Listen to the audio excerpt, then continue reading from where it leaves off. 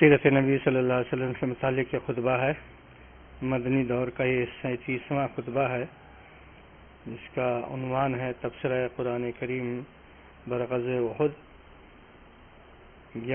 3/6/2011 کو یہ خطبہ مسجد طاہرہ مالیگاؤں میں دیا گیا تھا۔ سماعت فرمائیے یہ خطبہ۔ یا ایھا الذین آمنوا اتقوا اللہ وقولوا قولا سدیدا یصلح لکم اعمالکم ویغفر لکم ذنوبکم ومن يطع الله ورسوله فقد فاز فوزا عظيما. اما بعد فإن خير الحديث كتاب الله وخير الهدي هدي محمد صلى الله عليه وسلم وشر الأمور محدثاتها وكل محدثة بدعة وكل بدعة ضلالة وكل ضلالة في النار. أعوذ بالله السميع العليم من الشيطان الرجيم. بسم الله الرحمن الرحيم. يا أيها الذين آمنوا لا تكونوا كالذين كفروا وقالوا لإخوانهم إذا ضربوا في الأرض أو كانوا غزا لو كانوا عندنا ما ماتوا وما قتلوا ليجعل الله ذلك حسرة في قلوبهم والله يحيي ويميت والله بما تعملون بصير. دینی بھائیوں، معزز حاضرین جمعہ، جناب محمد رسول اللہ صلی اللہ علیہ وسلم کی سیرت کا یہ تذکرہ ہے۔ غزوہ احد کے بعد اللہ رب العالمین نے جو نصیحتیں تمام مسلمانوں کو کیا ہے، اس نصیحت کی تقریباً آخری کڑی ہے۔ اللہ رب العالمین نے یہاں سیدھے اس آیت میں مسلمانوں سے خطاب فرمایا ہے، جس میں یہ کہا گیا ہے کہ مسلمانوں کو اپنے دل میں وسوسہ نہیں لانا چاہیے، کسی اس چیز کس کا وسوسہ جو کہ ان کے دلوں کے لائق نہیں ہے۔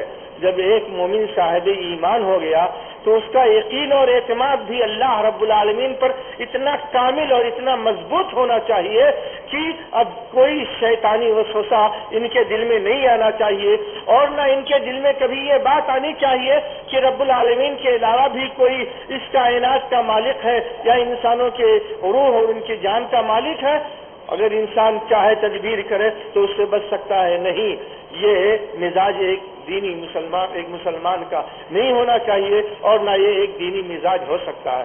چنانچہ رب العالمین یہاں فرماتے ہیں، یا ایھا الذین آمنوا لا تکونوا کالذین کفروا، اے اہل ایمان، اے مسلمانوں، اے وہ لوگوں جو جناب محمد رسول اللہ صلی اللہ علیہ وسلم کے ساتھ آپ کے دین میں داخل ہو چکے ہو، ایسے لوگوں کو تو اب اس طرح نہیں ہونا چاہیے جس طریقے سے کافر ہوتے ہیں، جس طریقے سے منافق ہوتے ہیں۔ جیسے منافقوں کے دل میں یہ بات آئی کہ اگر ہم لوگ یہاں سے نکل کر کے باہر میدان میں لڑنے نہ جاتے تو ہم بچ جاتے، ہم قتل نہیں کیے جاتے، ہم جو ہے مارے نہیں جاتے۔ یہ بات آخر لوگوں کے دلوں میں کیوں آ رہی ہے؟ یہ تو منافقین کی بات تھی، دراصل یہ تو ان لوگوں کی بات تھی جن کا ایمان اللہ اس کے رسول پر صحیح معنوں میں نہیں ہے۔ لیکن اہل ایمان جو ہے ان کو کیسا ہونا چاہیے یہ سبق اللہ نے بتایا ہے۔ تو فرمایا، یا ایھا الذین آمنوا لا تکونوا کالذین کفروا، اے مسلمانوں ان لوگوں کی طرح نہ ہو جاؤ جنہوں نے نفاق کیا، جو منافق تھے، اور انہوں نے یہ کہا، کب کہا؟ جب مسلمان زیادہ تعداد میں شہید ہو گئے، اوس اور خزرج کے لوگوں کی تعداد سب سے زیادہ تھی، تب منافق عبداللہ ابن ابی نے کہا، جو پہلے ان کا سردار تھا، اس نے کہا اگر ہماری بات مانتے تو ہماری قوم کے لوگ اتنی بڑی تعداد میں شہید نہ ہوتے، یہی ہمارے ساتھ چلے آتے تو چھٹی پا جاتے۔ تو اللہ رب العالمین نے کہا کہ تمہارے دلوں میں مسلمانوں ایسی بات نہیں آنی چاہیے جس طریقے سے ان کے دلوں میں آئی، جبکہ انہوں نے اپنے ساتھیوں سے یہ کہا، جن لوگوں نے اللہ کے راستے میں جہاد کے لیے سفر کیا تھا، جہاد کے لیے نکلے تھے، اور جو غزوہ کر رہے تھے، ان کے سلسلے میں یہ کہا تھا اگر یہ لوگ ہمارے پاس ہوتے تو یہ اگر اور مگر نہیں چلتا ہے، اگر ایسا ہوتا، اگر ایسا ہوتا، یہ ساری چیزیں اللہ رب العالمین کے تقدیر کے منافی ہیں۔ جو چیزیں اللہ رب العالمین نے مقدر کر دیا ہے وہی چیز ہوگی۔ انسان کے اگر مگر سے کچھ نہیں ہوتا ہے، کوئی بھی چیز، کوئی بھی واقعہ، کوئی بھی حادثہ ہو جائے، انسان اس پر یہ کہا اگر ایسے کر لیتا تو نہیں ہوتا، اگر ایسا ہو جاتا تو ایسا نہیں ہوتا، تو یہ اگر و مگر ایک مومن کی شان نہیں ہے۔ مومن کی شان یہ ہے کہ ہاں یہ چیز ہوئی، اللہ کو یہی منظور تھا، اللہ کی یہی مرضی تھی، لہذا یہ چیز ہوئی۔ اور یہ اگر مگر والی بات اہل ایمان کے شان کے خلاف ہے۔ یہ تو ان کافروں کا عمل ہے جو مسلمانوں کے درمیان مدینہ میں نفاق پر عمل کرتے ہوئے زندہ ہیں۔ تو جو لوگ یہ کہتے ہیں کہ ہمارے پاس اگر رہ جاتے، مدینے کے اندر رہ جاتے تو قتل نہیں کیے جاتے، شہید نہیں کیے جاتے، تو یہ کوئی بات نہیں ہے، یہ تو خالی ان کے دلوں کی حسرت ہے، ان کے دلوں کی تمنا ہے۔ وہ تو اول ہی چاہتے تھے کہ مدینے سے مسلمان باہر نہ جائیں، ان کا تو تعلق دراصل کفار مکہ سے تھا ہی، تو ان کے دل ہی کی بات ہے۔ تو یہ خالی حسرت ہے، خالی تمنا ہے ان کا، جس کا یہاں وہ اظہار کر رہے ہیں۔ حقیقت یہ ہے مسلمانوں کہ واللہ یحیی و یمیت، موت و حیات یہ اللہ رب العالمین کے ہاتھ میں ہے۔ وہی زندگی عطا کرتا ہے، وہی وفات دیتا ہے۔ میرے بھائیوں، زندگی دینے والا بھی کوئی نہیں ہے اور وفات دینے والا بھی کوئی نہیں ہے۔ نہ کوئی کسی کو زندہ کر سکتا ہے اور نہ کوئی کسی کو اولاد دے سکتا ہے اور نہ کوئی کسی کو وفات دے سکتا ہے۔ تو رب العالمین فرماتے ہیں مسلمانوں تم کو ایسے ہونا چاہیے اور اتنا مضبوط ایمان رکھنا چاہیے اور اللہ رب العالمین کی لکھی ہوئی تقدیر پر تمہارا اعتماد کامل ہونا چاہیے، اور موت و حیات یہ سب اللہ رب العالمین کے ہاتھ میں ہے، اور جو تم کرتے ہو اس کی خبر رب العالمین کو ہے۔ لہذا اگر تمہاری وفات رب العالمین نے مقدر کر دیا ہے، تم گھوم کر دوسری طرف چلے جاؤ تو اس سے بچ نہیں سکتے۔ اس کو خوب خبر ہے کہ تم میدان جہاد میں ہو یا اپنے گھروں میں اندر جا کر کے چھپے ہوئے بیٹھے ہو، اس کے علم میں ہے وفات آنی ہوگی، تو وہ وہاں پر اپنے جو ہے ملک الموت کو پہنچا دے گا اور وہ تمہاری روح کو نکال ہی لائیں گے۔ تو یہ عقیدہ ہونا چاہیے کس کا؟ اہل ایمان کا۔ خطاب کس سے ہے؟ اہل ایمان سے خصوصیت کے ساتھ ہے۔ فرمایا وَلَئِن قُتِلْتُمْ فِي سَبِيلِ اللَّهِ أَوْ مُتُّمْ لَمَغْفِرَةٌ مِّنَ اللَّهِ وَرَحْمَةٌ خَيْرٌ مِّمَّا يَجْمَعُونَ۔ تم کیا سمجھتے ہو مسلمانوں؟ چلو فرض کر لیا کہ تم غزوے میں گئے، شہید ہو گئے، قتل کر دیے گئے، مار دیے گئے، یا ویسے جاتے جاتے جو ہے تمہاری وفات ہو گئی، تو تمہارا نقصان کیا ہے اس میں؟ زندگی جو ہے انسان کی تو بہرحال متعین ہے، ہمیشہ تو کوئی رہنے والا نہیں ہے۔ ارے زیادہ سے زیادہ 10-5 سال آگے پیچھے کا مسئلہ ہے۔ تو فرمایا بتاؤ اگر تم شہید کر دیے جاؤ وہ بھی اللہ کے راستے میں، یا تمہاری وفات ہو جائے اللہ کے راستے میں جاتے جاتے، تو تم کو تو اللہ رب العالمین کی جانب سے مغفرت کا پروانہ ملتا ہے نا، تمہاری گناہ معاف، تمہاری غلطیاں معاف، تمہارے درجات بلند، تمہارا داخلہ جنت میں۔ تو یہ جو خوبیاں تم کو میسر ہوتی ہیں، یہ جو فضیلتیں تم کو حاصل ہوتی ہیں، یہ سب اللہ رب العالمین کے رحم و کرم سے حاصل ہوتی ہیں۔ تو یہ بہتر ہے یا تمہاری وہ زندگی بہتر ہے جو جا کر کے بزدلوں کی طرح گھروں میں چھپ کر بیٹھ جاتے؟ جو تم کرتے وہ بہتر ہے یا یہ بہتر ہے کہ اللہ رب العالمین نے اس دنیاوی جھنجھٹ سے تم کو نجات دیا، کمانے کھانے کے مشغلوں سے اور دنیا کی مصیبتوں سے، دنیا کی پریشانیوں سے، دنیا کی بیماریوں سے، دنیا کی تکلیفوں سے اللہ رب العالمین نے تم کو نجات دیا اور سیدھا ایسی جگہ پر پہنچا دیا جس کی خواہش، جس کی تمنا اور اس کا مقصد ہر ایک مومن کے دل میں ہے۔ تو یہ بہتر ہے یا وہ بہتر ہے جو منافقین کہہ رہے ہیں؟ اس طریقے سے اللہ رب العالمین نے ان مسلمانوں کو ہدایت دی اور ان کو تنبیہ کیا کہ تمہارا مزاج اس تعلق سے ویسا نہیں ہونا چاہیے جیسا کہ وہ سوچتے ہیں، اور تمہارے دل میں یہ بات آنی نہیں چاہیے کہ اگر ایک منافق ایسا کہہ رہا ہے تو تم مارے رنج و غم کے ڈوب جاؤ کہ ہاں ایسا ہو گیا۔ نہیں، ایسا نہیں ہونا چاہیے۔ وَلَئِن مُتُّمْ قُتِلْتُمْ لَإِلَى اللَّهِ تُحْشَرُونَ۔ مر جاؤ، شہید کر دیے جاؤ تو جاؤ گے کہاں بھلا بتاؤ؟ آخر تم تمام لوگوں کو لوٹ کر کے اللہ رب العالمین کے ہاں ہی تو جانا ہے، تو انجام کار اللہ رب العالمین ہے۔ تو جب اللہ کی خوشنودی میں چلتے چلتے اللہ کے ہاں جا رہے ہو وہ بہتر ہے، یا بھاگ کے گھروں میں چھپ کر اپنے بستر پر وفات پاؤ بزدلوں کی طرح، وہ بہتر ہے۔ یہاں تو اللہ رب العالمین کے جو مجاہدین ہیں وہ تو یہی ہمیشہ تمنا کرتے تھے کہ رب العالمین کے راستے میں شہید ہو جائیں۔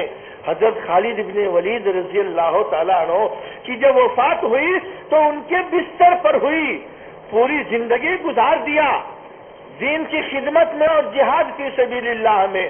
جب ان کی وفات کا وقت قریب تھا تو افسوس کر رہے تھے کہ رب العالمین میں نے پوری زندگی تیرے راستے میں صرف کر دیا لیکن مجھ کو شہادت نہ مل سکی، یہ میرے لیے باعث افسوس اور حسرت ہے۔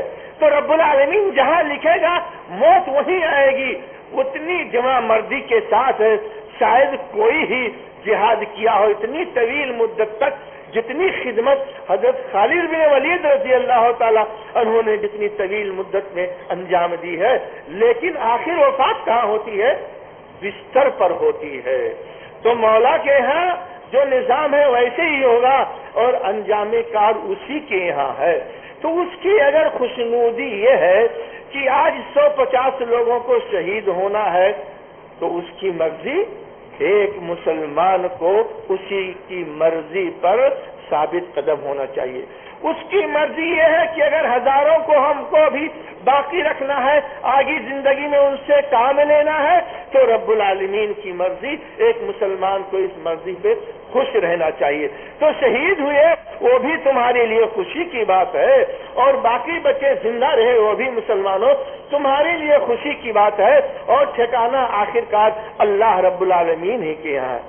فَبِمَا رَحْمَةٍ مِّنَ اللَّهِ لِنْتَ لَهُمْ۔ اب یہاں جناب محمد رسول اللہ صلی اللہ علیہ وسلم کے اخلاق کریمانہ کی جانب رب العالمین نے اشارہ کیا ہے، آپ کی تعریف کی ہے اور فرمایا ہے کہ یہ بھی اللہ رب العالمین کا رحم و کرم ہے کہ آپ انتہائی رحم دل ہیں۔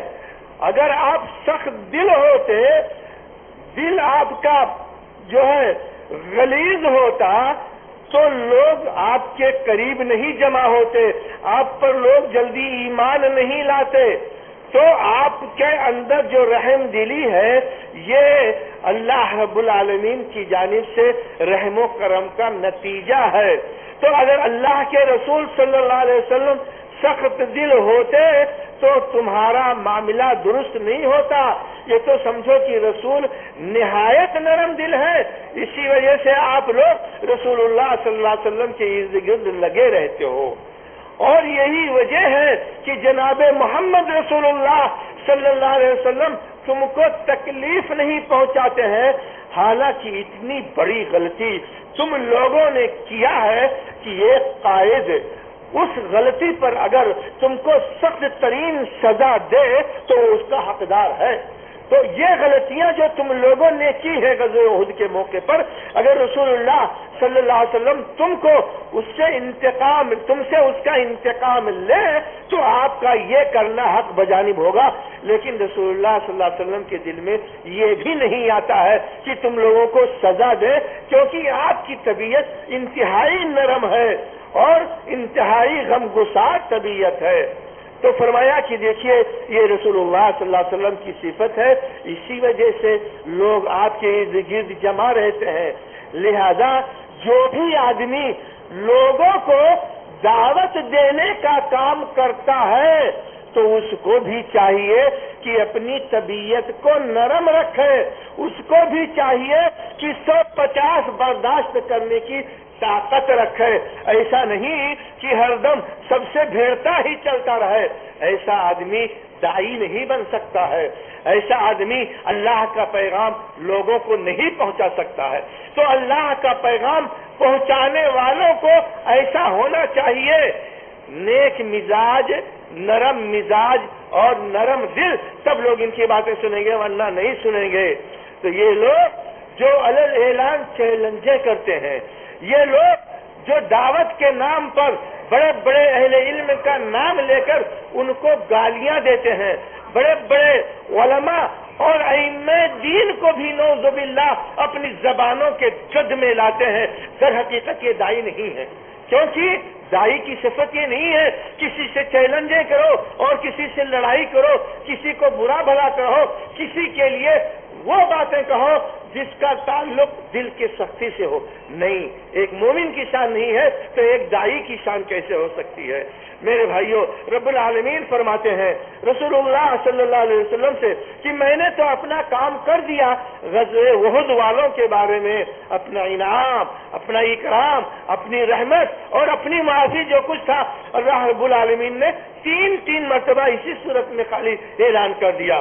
رب العالمین رسول اللہ صلی اللہ علیہ وسلم سے فرماتے ہیں کہ آپ بھی جو ہے اب ایسے ہی درگزر کرتے رہیے، فاعف عنہم واستغفر لہم، اور اوپر ان سے جو غلطی ہوئی ہے تو اس کی غلطی کو ختم کرانے کے لیے آپ توبہ استغفار کیجیے۔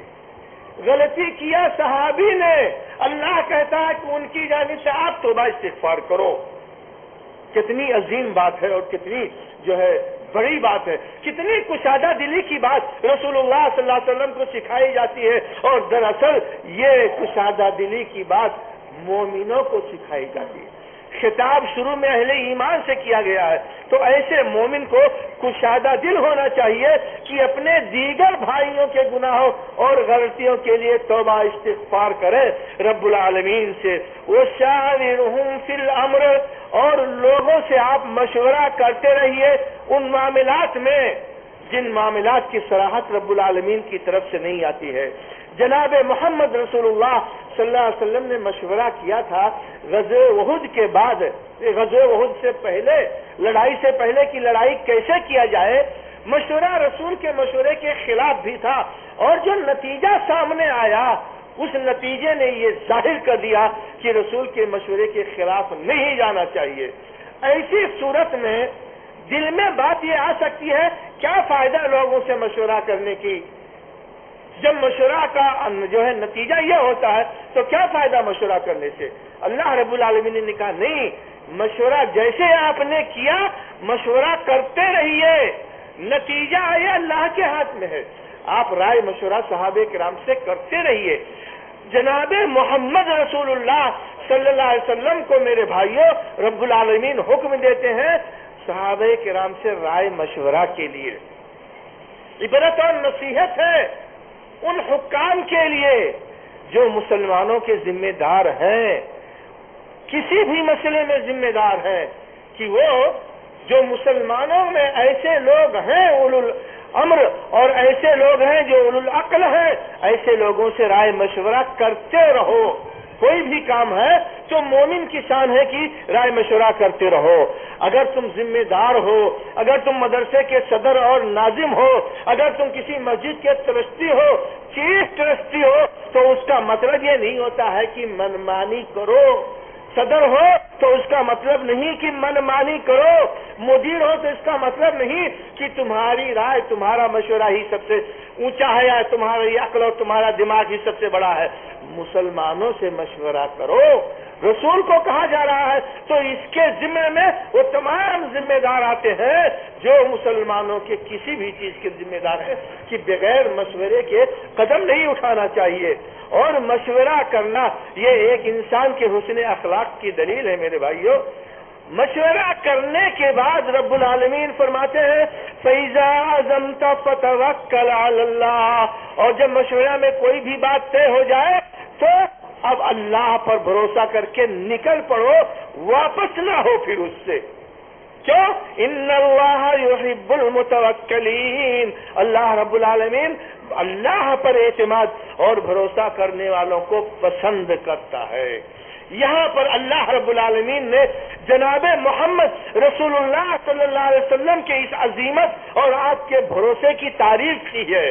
آپ کو یاد ہوگا کہ جب رسول اللہ صلی اللہ علیہ وسلم نکلنے لگے عصر کے بعد مدینہ منورہ سے احد کی جانب آنے کے لیے، تو ان تمام لوگوں نے جو آپ کو مشورہ دیا تھا کہ نہیں باہر چل کر کے لڑیں گے، بہت افسوس انہوں نے کیا بہت نادم ہوئے اور رسول اللہ صلی اللہ علیہ وسلم سے آ کر کہنے لگے کہ نہیں اللہ کے رسول صلی اللہ علیہ وسلم جو مشورہ آپ نے دیا تھا اسی پر عمل کیا جائے گا، اسی پر آپ عمل کیجئے، ہم لوگوں کے مشورے کو چھوڑ دیجئے۔ اللہ کے رسول نے کہا نہیں، جب مشورے میں بات آ گئی سو بات پکی، اب اسی پر عمل ہوگا۔ تو یہ عظیمت کی بات ہے اور اللہ پر توکل اور بھروسے کی بات ہے۔ جب 10 مسلمانوں نے مل کر سر جوڑ کر کے رائے اور فیصلہ کر لیا، سو فیصلہ کر لیا، اب آگے چل کے کوئی کہتا نہیں ایسا نہیں ایسا، ایسا نہیں ویسا، تو ایسا نہیں ہونا چاہیے۔ جو اللہ پر بھروسہ کر کے آپ نے فیصلہ کیا ہے تو اسی کے مطابق عمل کرو۔ فَإِذَا عَزَمْتَ فَتَوَكَّلْ عَلَى اللَّهِ إِنَّ اللَّهَ يُحِبُّ الْمُتَوَكِّلِينَ۔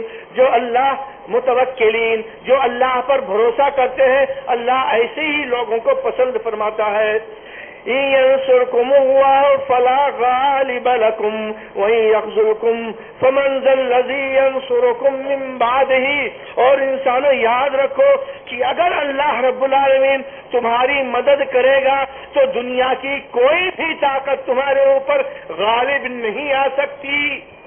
ہاں اللہ جب مدد کرے گا تو، اور اللہ کی مدد حاصل کرنے کے لیے جو شرائط ہے، جب مومن اس پر عمل کرے گا تو اللہ کی مدد آئے گی ہی آئے گی، یہ بھی اللہ کا وعدہ ہے۔ اور جب اللہ تمہاری مدد کرے گا تو تم پر کوئی بھی قوت، کوئی بھی طاقت غالب نہیں آ سکتی، کتنی بڑی ہی قوت کیوں نہ ہو۔ ایک انسان اس قوت کو دیکھ کے تھرا جاتا ہو، گھبرا جاتا ہو، کچھ بھی نہیں ہوتا ہے۔ رب العالمین کی قوت کے سامنے سب ہیچ ہے۔ تو رب العالمین فرماتے ہیں إِن يَنصُرْكُمُ اللَّهُ فَلَا غَالِبَ لَكُمْ وَإِن يَخْذُلْكُمْ فَمَنْ ذَا الَّذِي يَنصُرُكُمْ۔ اور یہ بھی نوٹ کر لو کہ اگر اللہ تم کو ذلیل کرنا چاہے گا تو دنیا کی کوئی قوت تم کو فائدہ نہیں پہنچا سکتی، تم کو عزت نہیں دے سکتی۔ عزت اللہ کے ہاتھ میں ہے میرے بھائیوں، دنیا کی قوتوں کے پاس عزت نہیں ہے۔ اسلامی ممالک پر حکومت کرنے والے حکام کے لیے کتنی بڑی نصیحت ہے، وہ یہ سوچتے ہیں کہ فلاں فلاں ساتھ دے گا تو ہمارا کام چلتا رہے گا۔ نہیں، دراصل رب العالمین کے ہاتھ میں عزت اور ذلت ہے۔ دنیا کی طاقتیں عزت اور ذلت دینے کی مالک نہیں ہے میرے بھائیوں۔ وَإِن يَخْذُلْكُمْ فَمَنْ ذَا الَّذِي يَنصُرُكُمْ مِنْ بَعْدِهِ وَعَلَى اللَّهِ فَلْيَتَوَكَّلِ الْمُؤْمِنُونَ۔ اور مسلمانوں کو تو بھروسہ صرف اللہ پر رکھنا چاہیے، کیا ادھر ادھر کی ٹھوکریں کھاتے پھرتے رہتے اور ذلیل ہوتے رہتے لوگوں کے سامنے۔ بھروسہ کرو، اللہ پر کرو۔ وما كان لنبي أن يغل ومن يغل يأت بما غل يوم القيامة ثم توفى كل نفس ما كسبت وهم لا يظلمون۔ منافقین اتنے شریر، اتنے شیطان تھے کہ جناب محمد رسول اللہ صلی اللہ علیہ وسلم کو بھی نہیں بخشتے تھے۔ غزوہ احد میں ایک چادر گم ہو گئی تھی تو منافقین نے یہ کہا کہ ہو سکتا ہے اللہ کے رسول کو پسند آ گئی ہو تو آپ نے رکھ لیا ہو، اللہ کے رسول کو پسند آ گئی ہو تو آپ ہی نے رکھ لیا ہو۔ مال غنیمت کی چیز کو اللہ کے رسول اپنے من سے ایسے رکھ لیں، یہ کتنی جو ہے افسوس کی بات تھی۔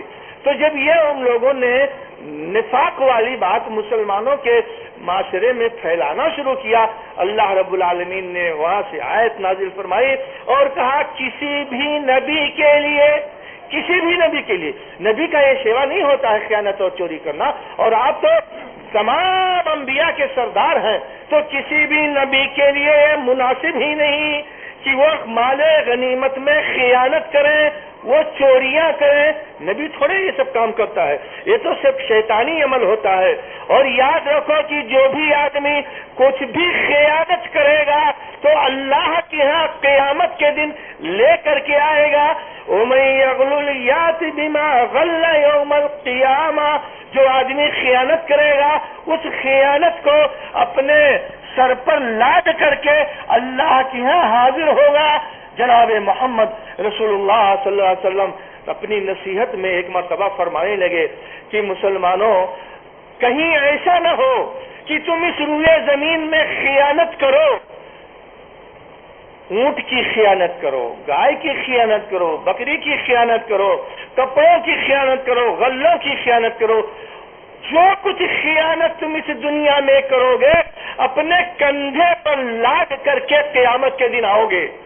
یہ آدمی جو خیانت کرتا ہے مسلمانوں کے مال میں، قیامت کے دن اپنی گردن پہ اس کو لاد کر کے لائے گا اور وہ اس کے وزن سے بالکل بلبلاتا رہے گا، مجھ سے کہے گا اللہ کے رسول صلی اللہ علیہ وسلم میری مدد فرمائیے۔ اللہ کے رسول کہیں گے تمہاری آج میں کوئی مدد نہیں کر سکتا، میں نے تو بتا دیا تھا خیانت نہیں کرنا مسلمانوں کی قومی جائیداد میں نا۔ مدرسے ناظم ہو گئے تو اڑاتے چلے گئے، معلوم ہوا کہ باپ دادا کما کر کے دے گئے۔ مسجد کے ٹرسٹی ہو گئے تو مسجد کا مال گپ کرنے لگے، مسجد کے دکان پا گئے تو قبضہ جمائے بیٹھے ہیں زبردستی۔ تو یہ سب خیانت قیامت کے دن گردن پہ لد کر کے آئے گی مسلمانوں۔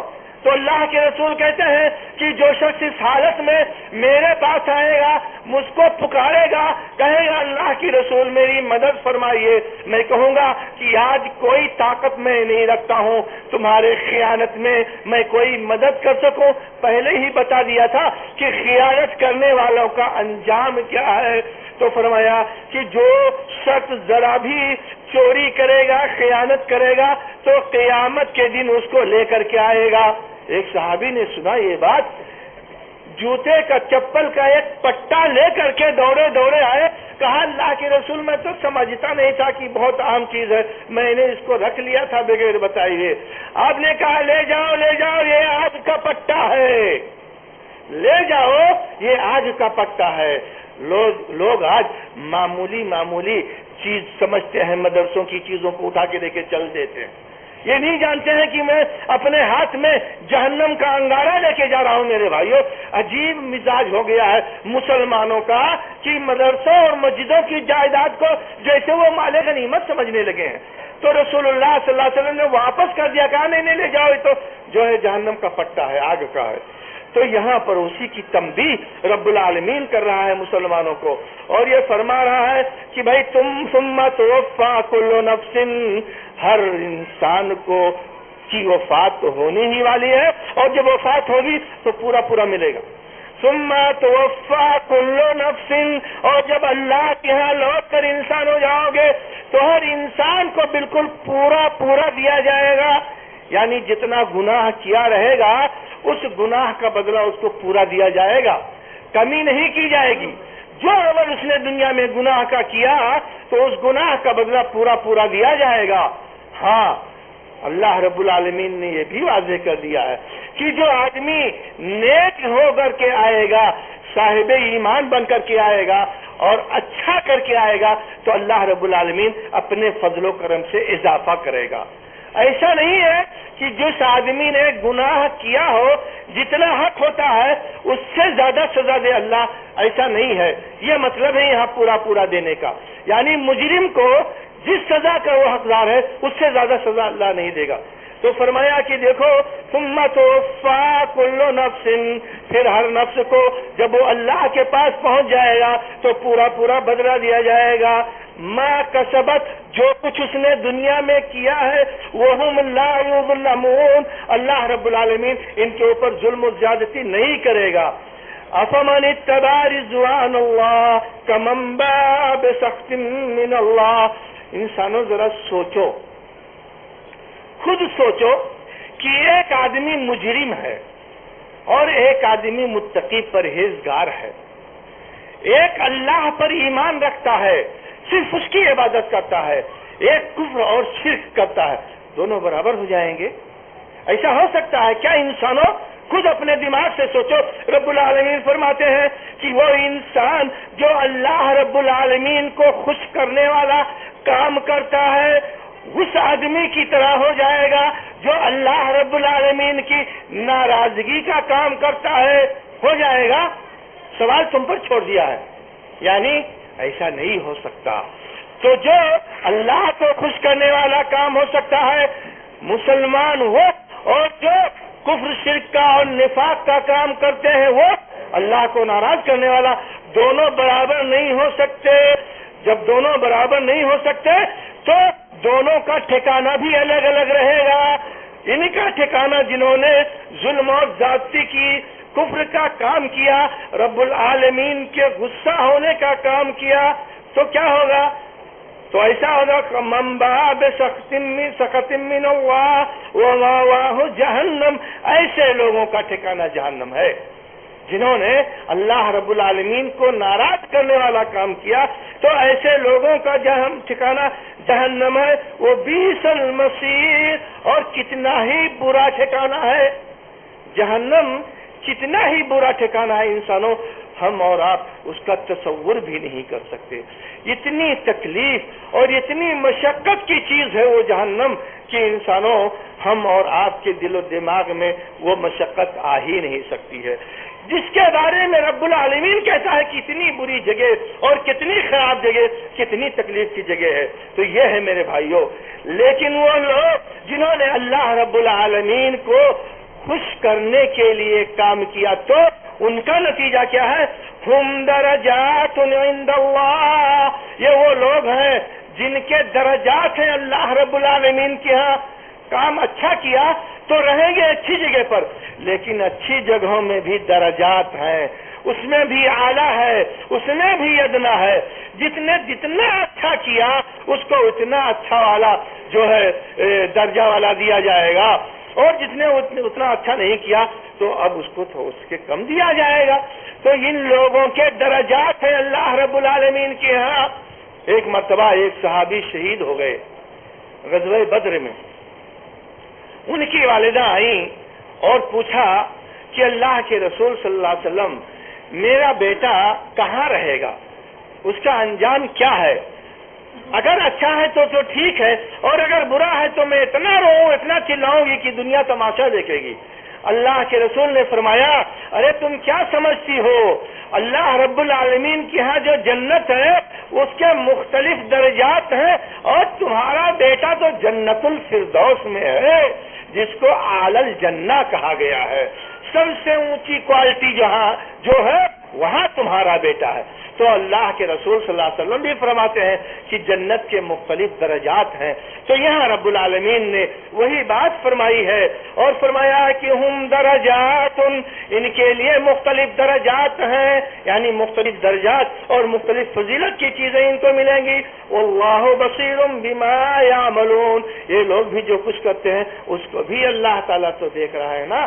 جیسے ان کی کارکردگی دیکھ رہا ہے، ظالموں کی، کافروں کی، مشرکوں کی، بدکاروں کی، ایسے اللہ رب العالمین نیک لوگوں کی بھی کارکردگی کو دیکھ رہا ہے.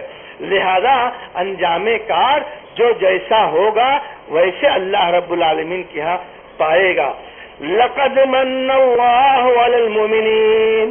مومنوں پر اللہ نے بہت بڑا احسان کیا، مومنوں پر اللہ نے بہت بڑا احسان کیا. خطاب دراصل اہل عرب کے ان لوگوں پر ہے، صحابہ کرام سے جو شروع میں ایمان لائے تھے. کیا اللہ نے احسان کیا؟ یہ احسان کیا اذ بعث فیہم رسولا من انفسہم.